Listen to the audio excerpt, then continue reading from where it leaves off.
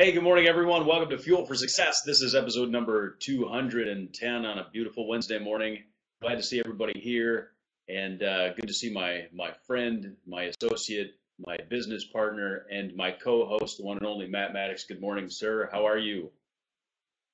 And good morning to you, and good morning to all of those that are watching live this morning.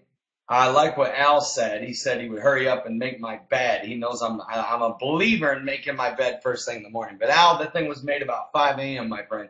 Hey, good morning to everybody, and thank you for those that watch on the archives. I don't want any of you that watch in the archives to think that you're less important to us just because you're not able to watch live. I love our live audience, Mike. I love the interaction. I love the Q&A. I love the comments. Also love the thoughts that people give. A lot of good stuff. And then, Mike, we have people that literally watch Fuel for Success every day. So major shout out to those that watch every single day. And we're grateful for it. Here we are. This is our 210th episode. As you know, this is a daily internet talk show called Fuel for Success. The goal of this talk show is a 30-minute show every single day that brings you coaching and motivation and teaching and practical, nuggets or principles that will help your life. Monday, we talk about health and weight loss. Every Tuesday, we bring you practical life and motivation coaching. And Wednesday is our show about spirituality, of course, And then Thursday, one of our favorite shows is business and entrepreneurship. And then Friday is our show on family relationship. So if you think about it, here's the deal. All of us are living life, right? Life sometimes can be a challenge. It can be stressful. Sometimes, life throws curveballs at us. We learn as we go. But this show is all about helping you get the balance that you need for your spiritual life, your family, your business, your career, your money, and your health and weight loss. So this is what it's all about, my friends. And the value of this show is the Q&A aspect, where you can ask us questions. Mike and I will give you a raw, honest answer of our real opinion. So, Mike, I'm grateful for those that watch live and those that watch on the archive. Of course, as we talk about, this show is also available on iTunes, free. All you got to do is type in Fuel for Success. Fuel for Success. You can actually download any of our previous 210 episodes. Listen to them as you walk, as you fold clothes, as you clean your garage, as you wash your car. And then, my friends, we're on YouTube as well. And then if you can't reach us on any of those, why don't you hit us up on fuelforsuccess.tv. So, big night tonight, Mike. Tonight, we do a Mission 25 Spreecast at 10 p.m. What it is, it's an update of what's going on with Mission 25. We also raise our remaining budget of whatever didn't come in through our GoFundMe. And we're grateful for those that jump on our show and give and support and that are interested in Mission 25. So how are you? Hey, I'm good. I'm great, man. I loving life, living the dream. Hey, I did want to mention too, and you mentioned that one of the great things about the show is the Q&A aspect, of course, and we encourage everyone to ask questions. The super awesome part about being live on the show is you can type down below, click in your questions right over there in the chat box. You can type in your questions, interact with everyone. We'll get to the questions as quickly as we can, and we give preference to our live viewers. So if you're watching live and you ask a question, we'll try to bubble that to the top. We've got some backlog of questions. We've got some stuff that we want to talk about, but your priority to us.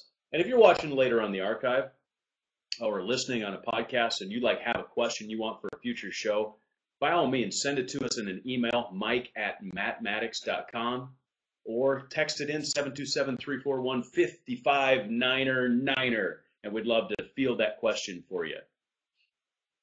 So, speaking of one of our faithful viewers of Fuel for Success, the one and only Nate from Twitter, sent in a question.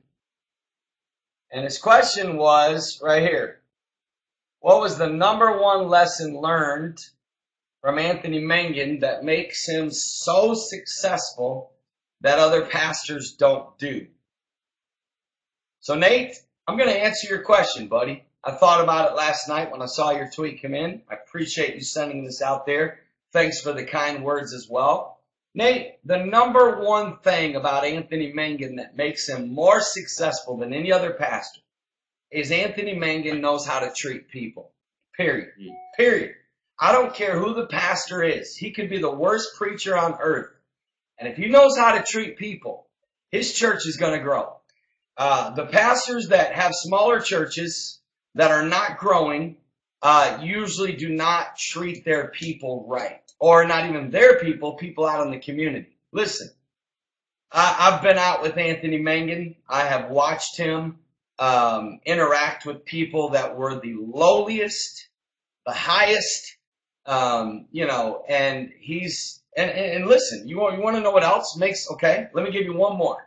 What I think makes him more successful than any other pastor, or what would be the fact that he's got such an unbelievable wife.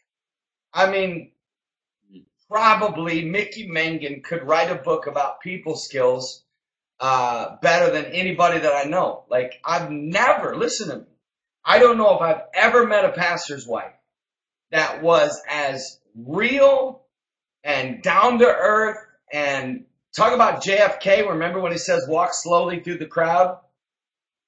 Mickey Mangun is by far one of the most humble, kind, loving, sweet, walk slowly through the crowd, touch people, listen to people, not just listen. Like, you listen, some people are listening to you, but they look away and see who else is in the room. She stares in your eyes the whole time you're talking. So that would be, you ask for the one thing. I could give you 5 without even thinking about it, but those are 2 that I know that his wife is just literally that unbelievable. And like they say, behind every great man is a great lady. Like, I've seen the greatest of men that their wives held them back, and I've seen the average of men that their wives made them great. And not that Anthony Mangun's average, because he would be great all on his own. But, man, all the more to have Mickey Mangun as a wife. You just don't know the way that people love her and the way she loves people. And, Mickey Mangun, for over 20-some years, Mike, went to the projects, to the worst part of Alexandria, and packed her car with kids every Sunday morning. Her own. We're talking about as they ran 2,000, as they had literally over 40 buses going.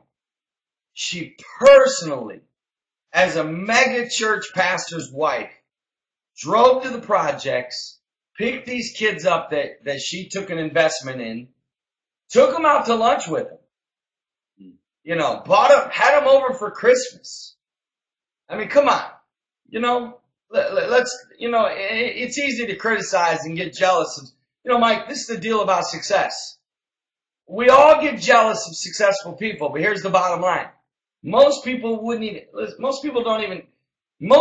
here's the deal. It's like people ask me about Mission 25. They asked me this week. Well-meaning, an elderly couple said, all these people you're serving, do you put them in touch with a local church? And I said, yeah, sometimes we do, sometimes we don't. She was taken back, and she's like, and I said, well, here's the bottom line. You can put them in touch with the church all day long. Okay, here's Bob's number. But do you really care about Bob? Do you really, really, straight up, do you really care about him? Do you really care about these teenagers in these shelters? Mike, we've introduced probably 4 homeless teen shelters. We're talking about beautiful teenagers that are homeless. No aunts, no grandmas, no dads, nothing. To maybe 4 churches, nothing. So the real issue is not do we follow up. The real issue is do you care? And someone like Mickey Mangun and Anthony Mangun, guys, I'm going to tell you about the behind the scenes of them. They're the straight up real deal. You hear me? I'm talking the straight up real deal. They're as down to earth and real and giving and caring as you'll ever meet. You know, I can't remember a time I've been in a restaurant that Anthony Mangun hasn't said to the waitress, you know, give me their ticket. You know, I mean, people say, well, you know, that's because he's got a lot of money. No. Remember this. People don't give because they have because they give. That's why people give. That's why people have. Like, you got to understand about giving. You know, Bill Clinton, right? Bill Clinton knows about giving. He wrote a whole book about giving. And he does. You know, people criticize Bill Clinton for buying these massively expensive watches, but he bought 13 of these watches as gifts to give away. You know? Anyway, so I could go on and on. You know, Nate, that's for you because you tweeted it out, my friend. Mike, any follow-up questions? Oh, speaking of giving, talk about a treat. Special guest here, my grandson, Henry. I wanted to say hi to everybody. So, say hi, Henry. Henry. And you know, Mike, he's literally a cute baby. I mean, he's a cute baby. It's hard for me to manage a baby and a show, though. Doll. He is. Thanks, Carol. Tell Carol to peek in here and wave. Carol, you're supposed to wave. Yeah, literally, Carol handed him to me and he puked. Carol, I want to see your face. Hey, you want to grab what a cutie, Mike. Sorry for the disruption there, but, you know, special guest. What are you going to do? I actually... That's priorities. That might be the guest of the year, man. It just, Mike, you introduced him as your grandson. It's taken me a while to grab that, you know? You? Are you kidding me? I'm like, still like, wait, it's what? Just, I keep calling Carol crazy. Not easy. Carol to try to like. Not easy, man. Yeah. So, hang on. I'm looking through I got distracted. We've got a show to do here. Hang on.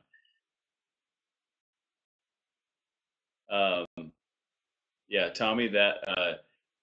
Tommy's mentioning a situation you were talking about caring, and he said his wife's dad was dying in a nursing home several states away, and his pastor contacted a church local to there, and they never showed up. I can't even tell you how many times I've heard that story.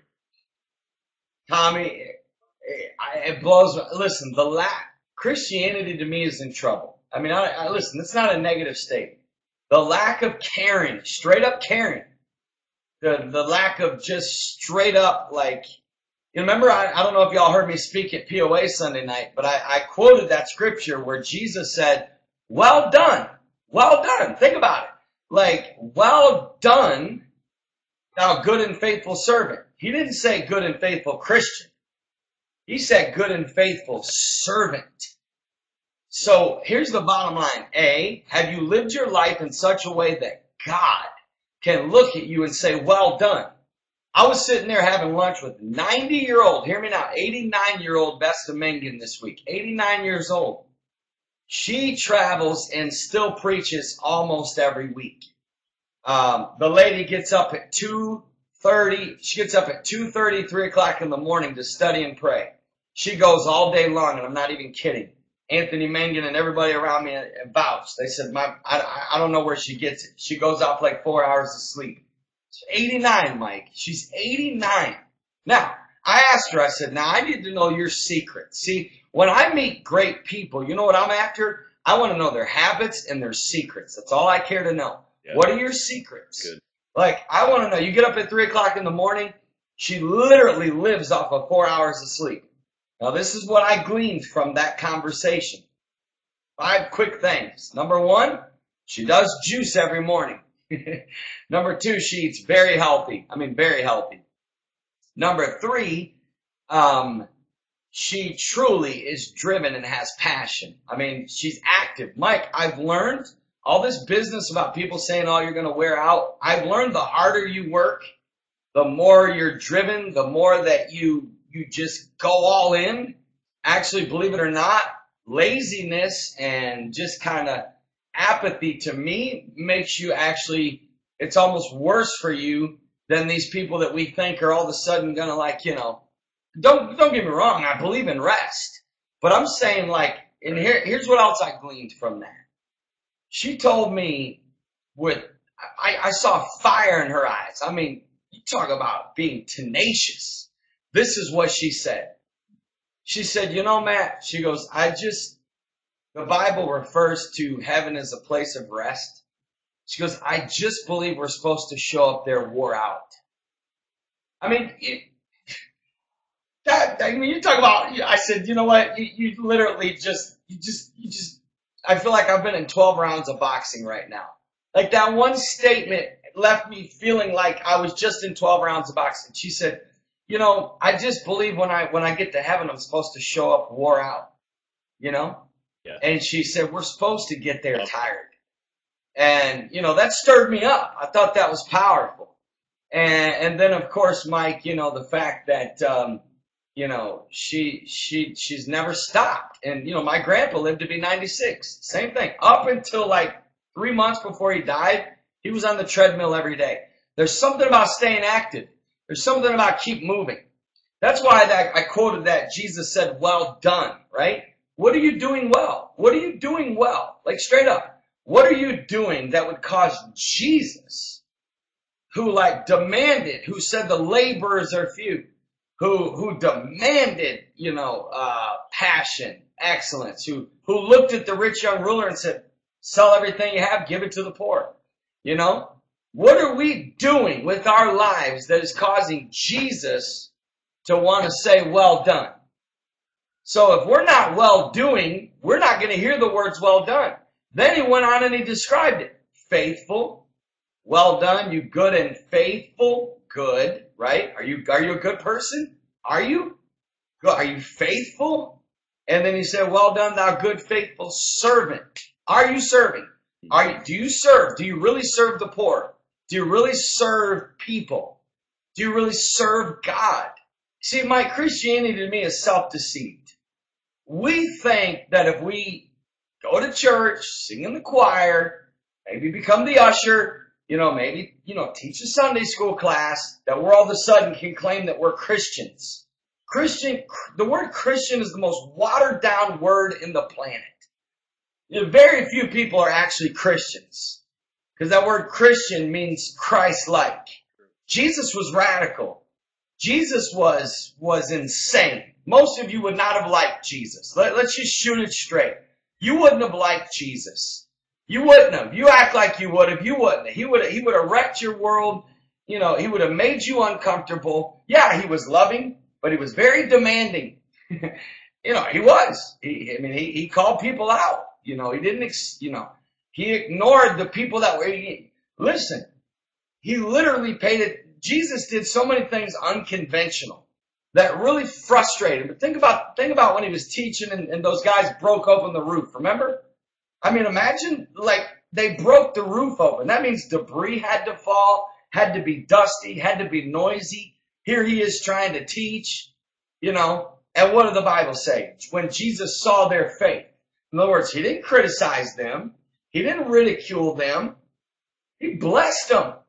He saw their faith. He didn't even, it was those guys' faith that moved Jesus. You know, I could go on and on about this, Mike. I just believe that we've got to focus on those two words, well done. That's the message for today. Well done. You ought to live your life every single minute for those two words. Well done. Like one day we'll all stand before God. Either he's going to say, well done, or depart. You know, I want to hear well done. So that's why every single day I try to live my life. You know, that's why we do Mission 25. You know, Mike, is it easy? No. Is it scary knowing that we're showing up in 2-3 days and we still need another $3,000 or $4,000 for this mission trip? Not really anymore. We're like, oh, it's only $4,000. My God. God's got this. I think about the scenario you just painted with the debris falling and everything while Jesus is teaching, and I got to believe he just sort of just stopped for a second and sort of nudged Peter and went, look at that. That's something right there. Good analogy. Yeah, he probably looked at it and was like, yeah, I love that. Look at that man's passion. Maybe he changed his sermon. Maybe he switched from seeing that's what some of you need. You need passion. You need desire. You need a willingness to do whatever it takes, you know? I mean, he probably switched his whole sermon because they, you know, obviously, think of it. It was the woman with the issue of blood that got his attention, right? There was others following him. It was the blind men that got his attention, that cried out the more, right? Even those that followed Jesus rebuked those two blind men. Think about that. It's usually the followers of Jesus that rebuke the worshipers. Come on, somebody. I wish I had an organ player. And then, then you think of the story where the man broke open the roof. And it was Jesus that, look at the story. Jesus gave us so many examples of passion. Think about the story of the unjust judge, the widow. That is the most powerful story, in my opinion, about faith and persistence. And Jesus didn't give us that story just to, for a cute little Sunday school lesson. There's a life principle there to never give up on what you want. Good. So something Carol mentioned real quick. She said a servant is someone who does things sort of on their own, not something the pastor says to do. I would say a servant is both, because if your leadership says, hey, we need this done, a servant is the first one in line. Say, hey, I'm going to do this for you. Absolutely. Let's make it happen. But they also find ways to serve and look for opportunities to serve. So I would say it's both, in my opinion. Yeah. My thing about the scripture, it says, I can do all things through Christ, which strengtheneth me, right? So Christ is only going to strengthen what you do, not what you think about, not what you wish. If I could sum up me and Mike's life over the last 4 years, I would literally sum it up in one sentence. We did it and didn't care. In other words, we had an idea, we did it. Why are we doing things that people like, man, I weekly, Mike, if I had $5 for every person that says this to me every week, I'd be loaded right now. How many people come to us, Mike, man, I would love to do what you do. And many times we smile, look at each other, and we both know what each other think. And sometimes look at them and say, actually, no, you don't. You might not be able to handle it, or you'd be doing it. In other words, do it. Literally, do it. It's that simple. In Matthew 25, you know what Matthew 25, the whole premise of Mission 25, you know what it boils down to? You ready? Jesus said those that did it or those that did it not. So either we're doing it or we're not doing it. I can do all things through Christ, which strengthens me. Christ is only going to strengthen what you do. So take the leap of faith. Go for it. Like most of the things that we have ever done, we've thought about it about this much.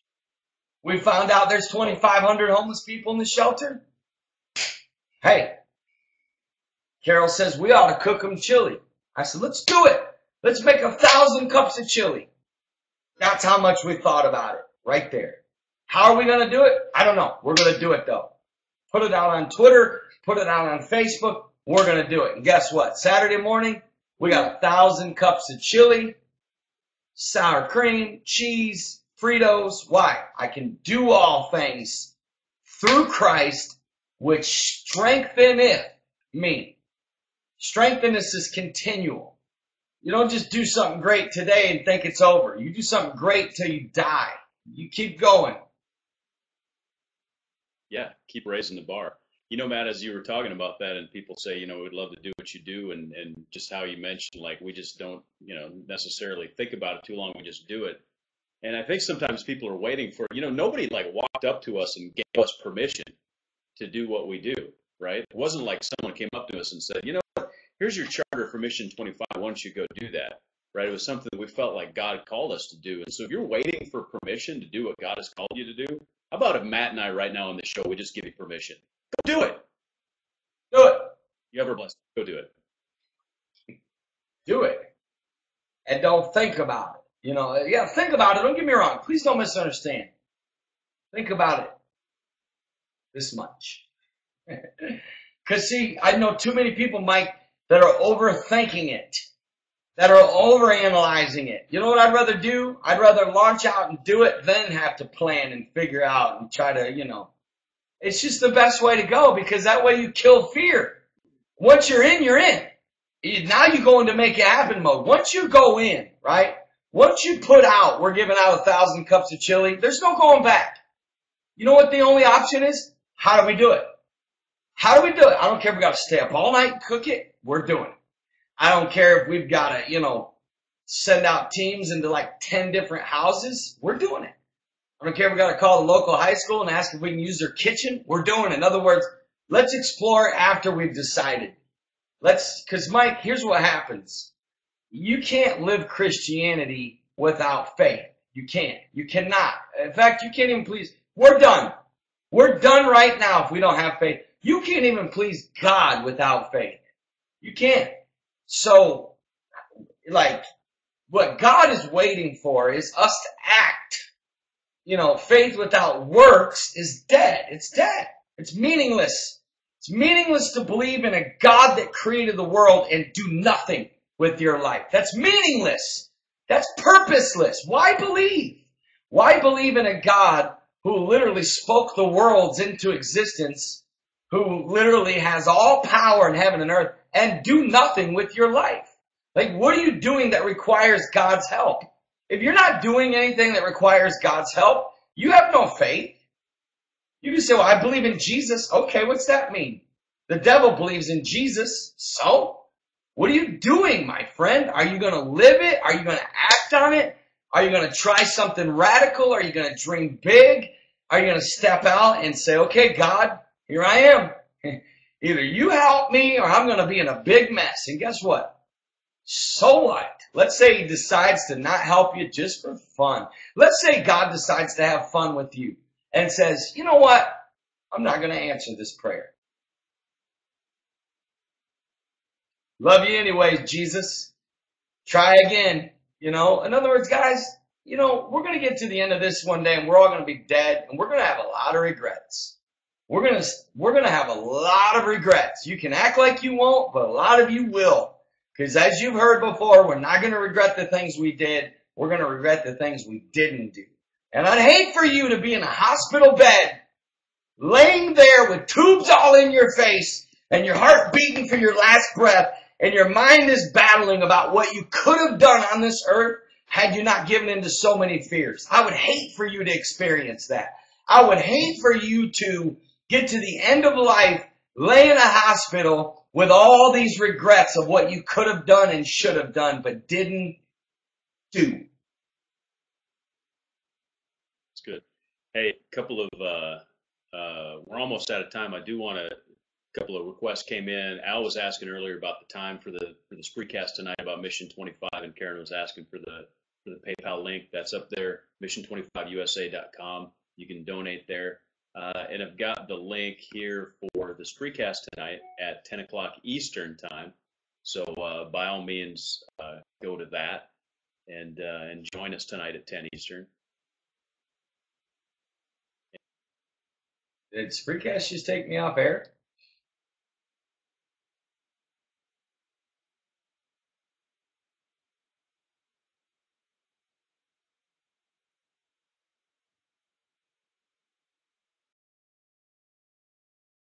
And if you something with that, putting that link up, Spreecast sort of freaked out because I linked to a different Spreecast. But by all means, go to mission25usa.com. You can donate there. Join us at 10 Eastern tonight for details about our upcoming mission trip to Washington, D.C. We'd love to see you on there, and we'll give you an opportunity to give then as well.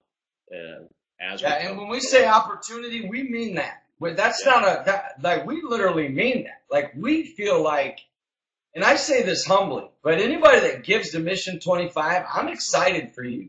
I never feel bad for anyone that gives. I'm actually happy for you. I get pumped for you. So when Mike and I say we're going to give you an opportunity to give to this, there's very few causes greater than what you're about to give to on Mission 25. There really is. Very few. Because it's as close to the heartbeat of Christ as what I've seen from my perspective. and just do it. I mean, I just got a text today of somebody that had major hospital bills, but just found out the IRS owes them money, and Nice. they got it, and so once they're going to be giving because of this, so that's amazing. There's so many in America. These people, the person that texted me this has gotten like 4 or 5 juicers donated to Mission 25. They've given an offering every time we've asked. There's always miracles for people that give, especially when you give to what God is blessing. Always remember that in life. Only give to what God is blessing. And clearly God is blessing Mission 25. This is our 10th missions trip in North America in the most major cities, and we do not charge a registration. Think about that. Think about it. General Conference, a movement that's got $4+ million in the bank, the United Pentecostal Church, charges registration to attend their General Conference. Hey, I love them. If that's what they feel to do, I bless it. But I'm telling you right now, we do missions trips that's straight up 100% giving in this country in major cities, and we don't charge a dime registration. You don't think God's going to bless that? You better believe He's going to bless it. Right. It's 10 this year. 10 this year. We got 3 more. We got DC, New Orleans, New York, and bam. You know how much time we get off? A month. We're right back at it in January, and we got 11 next year. Actually, we got 12 when you think about it, because we got our American missions trip where everybody's doing one in the same day all across America, or all across the world for that matter. Right. Anyways, it was a good day, Mike. It was a really good day. Tomorrow, expect our show to be later because I will be traveling. Actually, yeah, I'll be traveling. So expect our show to be later in the afternoon tomorrow only. Mike and I will be together Friday morning for Fuel for Success. And then we'll be back in business, my friends. You guys enjoy your day. Thank you for your time. And go get radical. Do something big. Do something big. Will you do something big with your life?